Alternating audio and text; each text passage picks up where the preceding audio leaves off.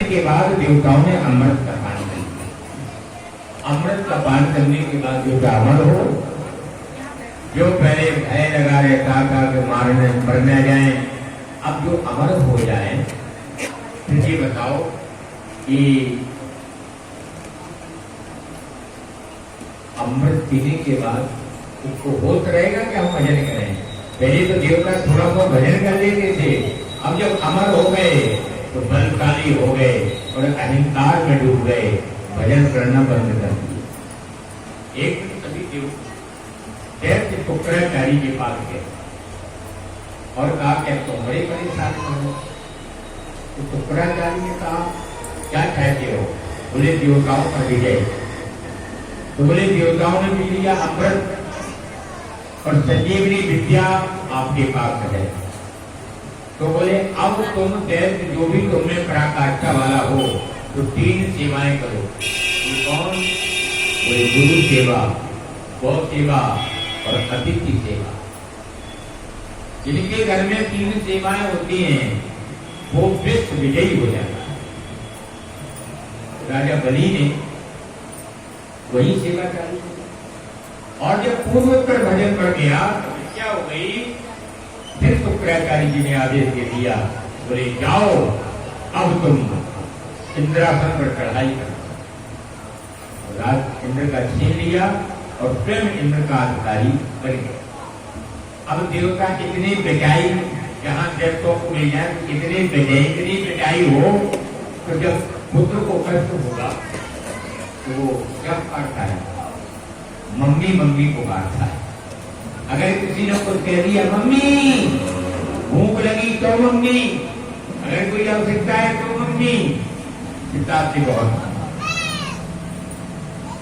तो कभी देवता माता अदिति के पास, हाँ माँ अब तो बड़े परेशान है। बोले मन में हमें है नहीं, गाय के अमृत पी गए तो कितने कहां तक कुटे हम बताओ। तब माता को बड़ा कष्ट हुआ और कश्यप जी को कहा कि अब कोई ऊंट दे, ऐसा कुछ हो कि जो देवताओं की सारी संपत्ति को पुनः वापस कर दे और मेरे सुखी हो जाए। तो उन्होंने पयोव्रत नाम का व्रत बताया। क्या बताया? पयोव्रत, पुंसवन नाम का व्रत। अब पयोव्रत कब होता है? फाल्गुन मास की प्रतिपदा से एक 14 दिन का होता है, चतुर्दशी का। तो महामंत्र का जाप किया और वो पयोव्रत किया। पीले व्रत धारण करना पड़ता है, पीला एक टाइम भोजन करना पड़ता है और सवा लाख जाप किया। वो कौन? सब लोग हमारे साथ बोले हाथ जोड़ करके, ओम क्लीं ओम क्लीं देवकी सुत गोविंद, देवकी सुत गोविंद, वासुदेव जगतपते, वासुदेव जगतपते, देह में तनयम कृष्ण, देह में तनयम कृष्ण, कामहं शरणं गतः, कामहं शरणं गतः। इस महामंत्र का जाप किया और वो गर्भवती हो। जब गर्भवती हुई तो भागों का इसका सर्वश्रेष्ठ मार्ग है कि जिसमें 3 ब्रह्मोरी शक्ति का अवतरण हुआ है। और पन्ना जैसी नगरी में षष्ठी के दिन 12 बजे बलराम जी के मंदिर में बनता ना, और अष्टमी के दिन भगवान श्री जोर जी में, जिसमें राजा लोकेंद्र सिंह जी थे, और 8 बजे से 12 बजे तक हमारी कथा होती थी और रात्रि में फिक्स 12 बजे जन्म कराते थे, पूजन करते थे। उस समय रविंद्र पस्तोर यहाँ पर कलेक्शन थे। तो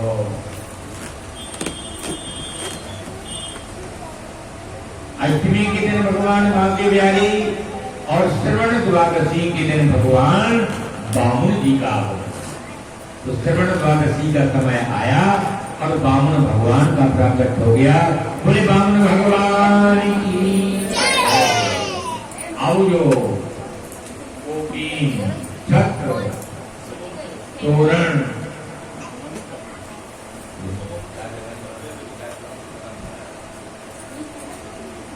भगवती पार्वती जी ने भिक्षा का पात्र दिया, सरस्वती सबका ने उनको जनेऊ धारण करा दिया, इंद्र ने आकर के छत्र दिया और मृगशाला हाथ में छत्र कमल से दिए 12 अंगुल के 52 अंगुल के महाराज श्री भगवान कहाँ जा रहे हैं? राजा बलि के, क्योंकि बलि बहुत प्राणी था और जब वहां नदी के किनारे पहुंच रहे हैं तो क्या देखा? एक आचार्य जो यज्ञ करा रहे थे, वहां पर भी स्नान बना रहे थे, तो इन्होंने देखो कथा तो सबको समझ में आ रही होगी, लेकिन सिंपल साधारण तरीके से कथा बोल रहे हैं, पहले से कथा नहीं बोल रहे हैं और शुद्ध कथा ही चल रही है, क्योंकि पितर देवताओं को श्रवण हो रही है, ज्यादा संगीत और वैसे हमारी कथा में जैसे संगीत होगी। तो नदी में पैर डाल दिया तो ब्राह्मण देवता ने कहा, अरे छोटा सा बालक, अरे बटू, वहां से पैदल निकलने का रास्ता नहीं है, मैं आ रहा हूं, मैं निकाले देता। तो ब्राह्मण तैरता हुआ और गया, तो पार पर भगवान खड़े थे, तो ब्राह्मण ने पहले नहीं कहा कहाँ जा रहे हैं? हमने सुना राजा बलि की यज्ञशाला में वो बहुत गाने दान लेने जा रहे हैं। अच्छा, तो ब्राह्मण ने कहा कि जो आपको वहां मिलेगा दान में उसका आधा हमको देना पड़ेगा, तो नदी निकाली दे रहे, कथा पर ध्यान रखना। भगवान बोले, वाह, मंगनी के घर खगनी हो रही है, हम जा रहे मांग लो और कोई हमसे मांगने वाला मिलेगा। और कंधे पर बिठाला ब्राह्मण ने और जिससे नर्मदा नदी में प्रवेश किया तो भगवान ने कौतूहल करना प्रारंभ कर दिया और पैर की एक खड़ाऊ को छोड़ दिया, एक का लिया। अरे पंडित जी, ब्राह्मण को मेरी खड़ाऊ कही जा रही है। जब तक खड़ाऊ को पकड़ने के लिए ब्राह्मण ने हाथ लगाया, जब तक भगवान ने छत्र छोड़ दिया। अरे ब्राह्मण, मेरा छत्र बाहर जा रहा है। दौड़ा गया ब्राह्मण, कैसा ना हो कमंडल छोड़ दे तो कमंडल तो खूब खुश हो जाएगा। पार को खड़ा कर दिया, बोले मैं नहीं निकल पाऊंगा महाराज, क्योंकि आप छलांग नहीं लगाने लगे तो मुझे दोष लग जाए। हाथ जोड़ करके कहा कि पहले बताइए कि आप कौन हैं? भगवान कौन कह रहे हैं कि ब्राह्मण देवता, जो तुम नहीं समझ रहे हो मैं वही हूं, जिति पुत्र बामन। बोले प्रभु, मुझे आपसे कुछ नहीं चाहिए। बोले सुनो ब्राह्मण देवता, जो मुझसे कुछ मांगता है मैं उसको कुछ देता, और जो मुझसे कुछ नहीं मांगता कर्म करता, तो बोले मैं इतना देता हूँ कि छप्पर फाड़ के देता हूँ कि प्रभु उसका प्रयोग नहीं कर पाता। और याद रखो ब्राह्मण, और जब लेता हूँ तब मैं भी उधेड़ देता हूँ। जाकर के राजा बलि की यज्ञशाला में पहुंच गए। शुक्राचार्य महाराज तो मालूम चला और बलिराज को कहा कि अपनी यज्ञशाला में स्वयं नारायण पधारे हुए, उसी का ठिकाना नहीं रहा। अब एक पात्र कोई ले लो, अभी तो बनी नहीं। जिन माताओं को अपना संकल्प उस पात्र में भगवान के निमित्त डालना हो दान का, उसमें डाल देना, तो ठाकुर जी तक आ जाएगा। तो खड़े हैं मांग रहे,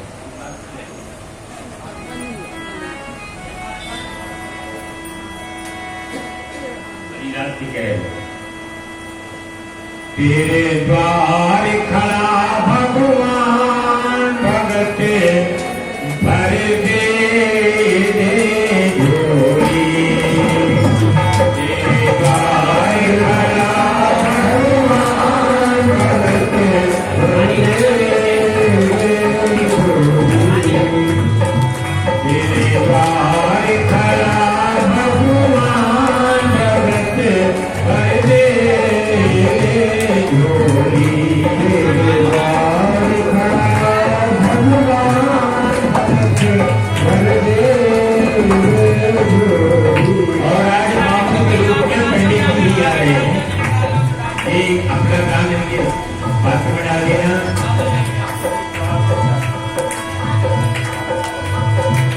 तेरा होगा बड़ा एहसान की उम्मीद बनी रहे तेरी शान भगत भर दे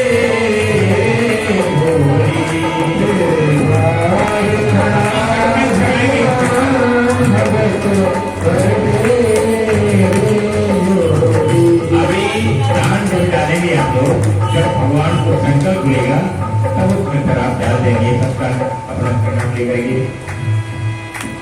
बोले उठे सारी घर की बोला गगन है सारा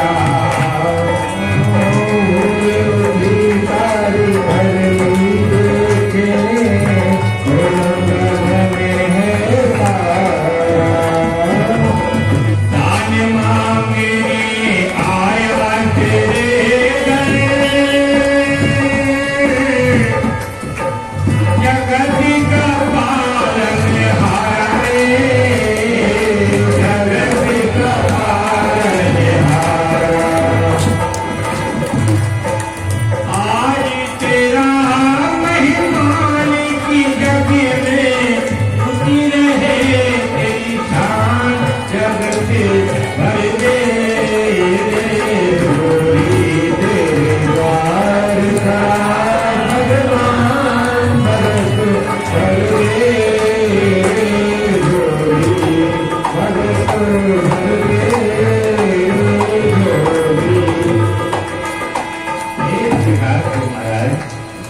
भगवान जी ने कहा कि मैं दान लेने आया हूँ।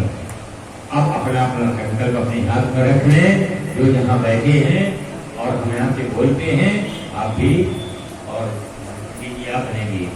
आज आप आज की बामन आपकी बामन हो बागमात क्या सब लोगों को थोड़ी मेरी पंक्ति पर थोड़ा थोड़ा और 3 बार सब लोग बोलेंगे हरिओम विष्णु विष्णु विष्णु विष्णु विष्णु देव देव ने जीव बड़ाई के जमुनी के भारत कंदिया मुस्ताक से बुनेल खंड क्षेत्र ना जनपदे कुरिया नाम मोहल्ले श्री चतुर्वेदी निवासे पितृ देवार्चनम पितृमोक्ष कारणीयम श्रीमद्भागवत कथायाम श्री वामन भगवान राजा बलि द्वारेषु दानम सब लोग बोलेंगे राज्य भय चोर भय शत्रु भय वाहन दुर्घटना भय दुर्घाल मृत्यु भय सर्प भय जल भय व्याधि व्याधि द्वेषकार का वामन भगवान कमंडल लेतु तुच्छ दानम समर्पये। अब आप भगवान के पैर जल से पखारे तो फिर सब अपना अपना संकल्प छोड़ दी।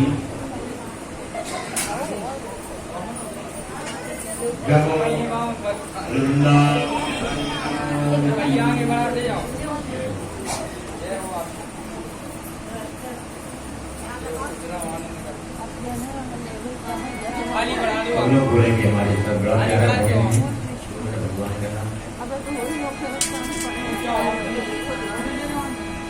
गोविंद मेरो है गोपाल मेरो है गोविंद मेरो है गोपाल मेरो है तीनों के बिहारी नंदलाल मेरो है तीनों के बिहारी नंदलाल मेरो है गोविंद मेरो है गोपाल मेरो है गोविंद मेरो है गोपाल मेरो है मेरे नहीं धन धाम संपत्ति कोठा महल अटारी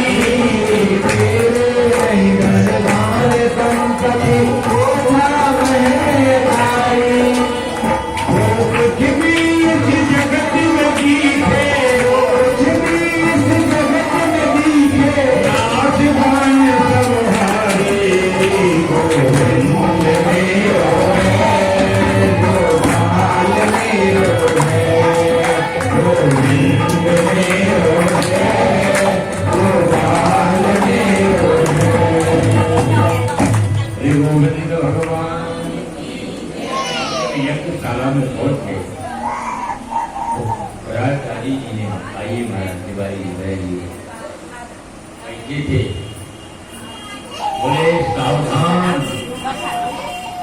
तब उसी समय कहा कि जब स्वयं नारायण पधार गए हैं तो जरूर दान दूंगा। और इस समय शुक्राचार्य जी ने कहा कि जा तू यक्षा शास्त्रिया तेरी राजलक्ष्मी से हीन हो गया। एक अंत में कहा जिस लक्ष्मी से स्नेह कर रहे थे गुरु जी, आज शिष्य को प्राप्त करें। भगवान एक शाला में पहुंचे, उनका संतोष से पूजन किया। बलिदान करें कि मांगो, क्या मांगने चाह रहे हो? बोले आप सबको देते हैं क्या? बोले हाँ। बोले जी विवाह ना हुआ हो तो ब्राह्मण की बालिकाएं हैं, विवाह कराने। बोले अच्छा शादी का भी ठेका दिए हो, भवन बनवाने। लेकिन क्या मांगा? बोले तेज पर पृथ्वी दान दे। तो ठहाका मार करके हंसने लगे और राजा बलि का हंसना ही खतरनाक हो गया। उसी को दान करते समय हंसना नहीं चाहिए, मन में अपनी कल्पनाएं रखना चाहिए। उनकी जो कार्य है वो हमारे कार्य पूर्ण हो गए। हंसने लगा तो भगवान ने परीक्षण कर दिया। असंतुष्टि विराजता संतुष्टि का नरपति और अलज्जा लज्जा गणका नट्टा, इस प्रकार से संतुष्टि का नरपति। असंतोषी ब्राह्मण नष्ट हो जाता है, संतोषी राजा नष्ट हो जाता है, और यदि लज्जा करेगी तो लज्जा नष्ट हो जाएगी। अलज्जा का उल्लंघना, अगर घर की बहू के अंदर मर्यादा नहीं है तो उस घर की मर्यादा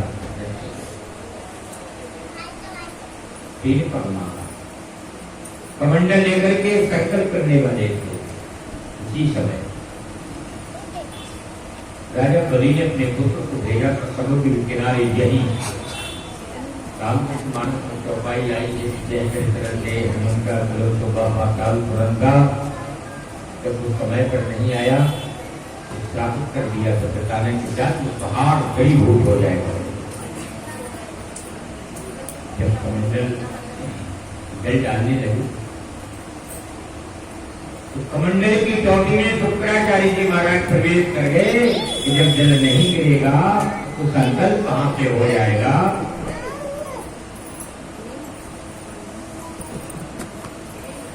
जब जल को अवरुद्ध किया तो कुत्ता को उठा करके और भगवान बामुन ने उस कमंडल की टोटी में डाल दिया और वो दाहिनी आंख पर शुक्राचार्य के पड़ा तो श्री सीताराम एक आंख खुल गई, निकल के बाहर आए।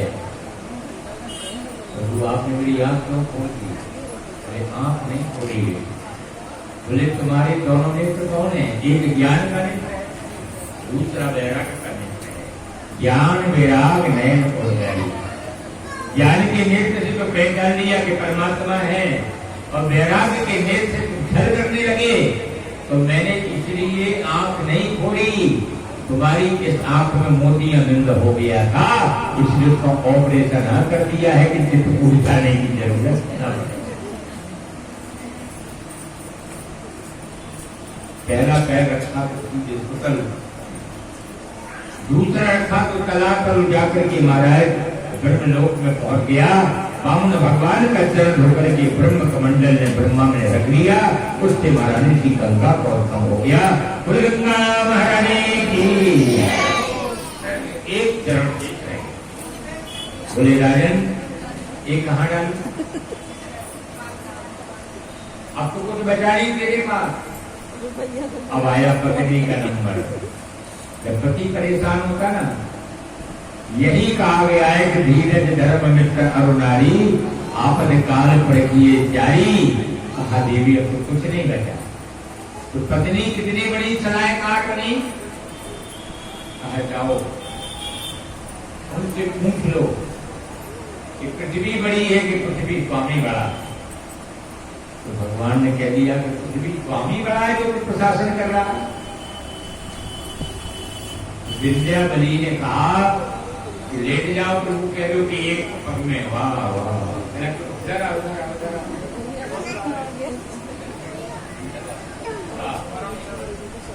देखो बिल्कुल सिट डाउन खड़ा है।